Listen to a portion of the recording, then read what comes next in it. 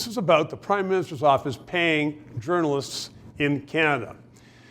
And Brian Lilly's on this show very, very often. He works for the Toronto Sun, which is part of Post Media. Post Media gets money from the federal government. They acknowledge that.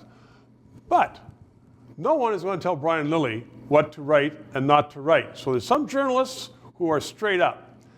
But in this country, journalism is going down the toilet. There is a Liberal senator in Ottawa who didn't like something written in the Hill Times, which is supposed to be the vigilant paper exposing all the rot in Ottawa, and they changed the story. Why? Because they got more than $1 million last year from the Prime Minister's office.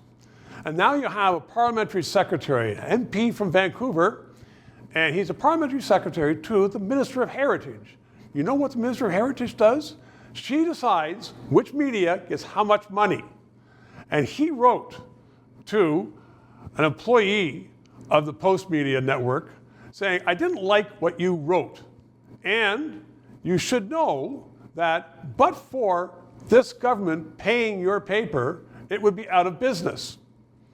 May or may not be the case whether it's out of business or not, but he is clearly setting out the guidelines or the pressure points that since the government's paying, you better dummy up. Now I understand this person who is a recipient of that note said, forget it. We're going to print what is the truth, and we have commentary of smart commentators, smart journalists. So it does show, though, when I've had journalists on here, some of them said, oh, don't worry about that. No journalist worth their money or anything is going to say, we're going to change our story for money. Here are two examples. One, of a successful changing of the story, and two, of a high government official telling a paper, change it because we're paying your freight. What do you think when you see the Toronto Star, the CBC, the CTV? The CTV sometimes now, we know, manufactures some news. They're all paid by the government. It's an insidious situation we have in Canada. So this didn't start out as a plea for funding, but we don't get paid by the government. Please donate to keep this, and there's a few other organizations, newscasts, and news analysts in Canada who proudly say, we aren't paid by the government because we can give you the raw truth. So this is not to malign all journalists in Canada. I said Brian Lilly, others, they are straight up.